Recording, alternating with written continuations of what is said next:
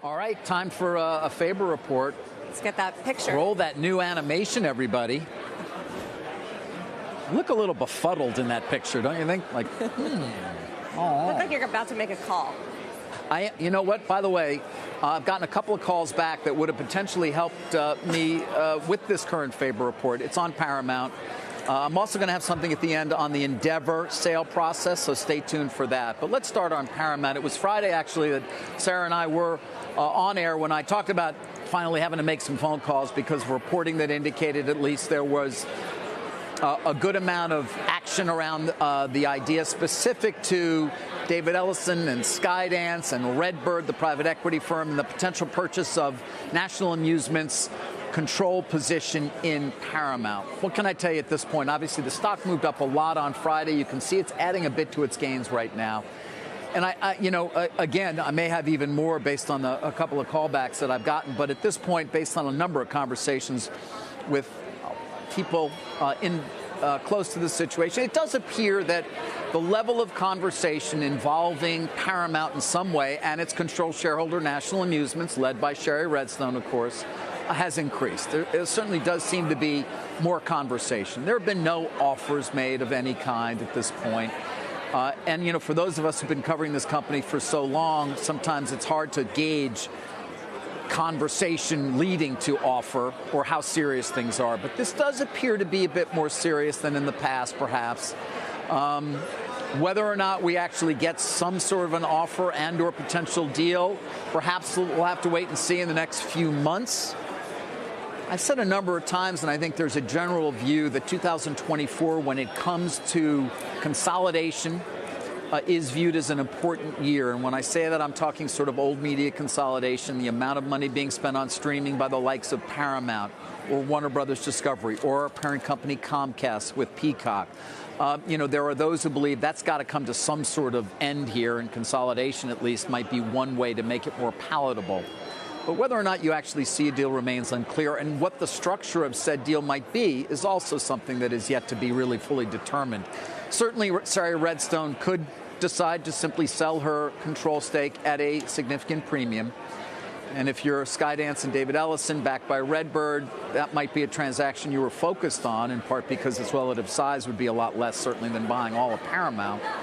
But it would also bring its own set of challenges, namely, all right, you do that, then you want to merge Skydance into Paramount, but it's still a related party transaction that's probably going to require a special committee. And anything you did, or at least anything of significance in terms of changes at Paramount in terms of assets, would probably be or require a special committee. It's burdensome. It could take a long time. It could be difficult. And so there are those who say, well, you really might want to consider just buying the whole thing. Now, there's not that much interest in all of Paramount. Would you be able to pluck out the studio? That's kind of a key question.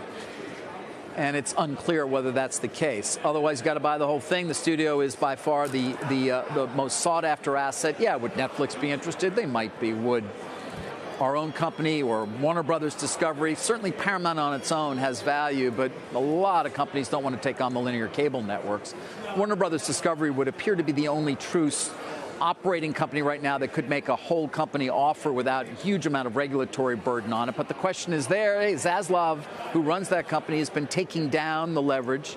Would you really want to reverse course there? You would be able to take on a streaming service, the losses of which are lessening, and you could cut those significantly if, in fact, eliminate them entirely, make your own Max offering more robust, but you'd still be getting bigger in linear cable, which is the last thing your investor base wants. So I guess I'd say lack of clarity. Let me end with this. It does appear that Sherry Redstone, after October 7th and that horrific attack from Hamas and Israel, where she's always had a lot of focus in terms of her charitable work, both Israel and anti-Semitism, has become even more involved. And some have described it almost as a turning point for her in terms of how she may want to spend her days from here. And so that does lend at least some, I think, sense that, maybe there is more to this time around.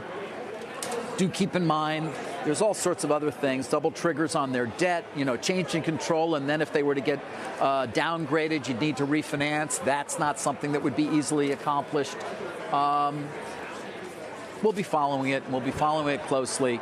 Certainly next year does appear to be a key year when it comes to potential consolidations. To take a look at Redstone, at Sun Valley. All right, real quickly, guys, on Endeavor, that's a deal that is out there that we know there's interest from. It's 70+% voting shareholder Silver Lake.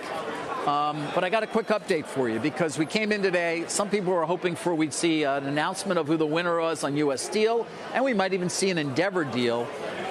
Here's my quick update. They're not close. They're not close yet. There's still due diligence going on from Silver Lake. They have not discussed price. They have not set up a special committee yet because, of course, no offer has yet been made.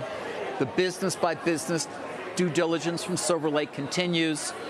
For those who'd hoped somehow that this would be a year-end deal, that does not appear to be the case. Perhaps a bid is made before the end of January. And so there's a quick update for you, Carl, on Paramount and on Endeavor.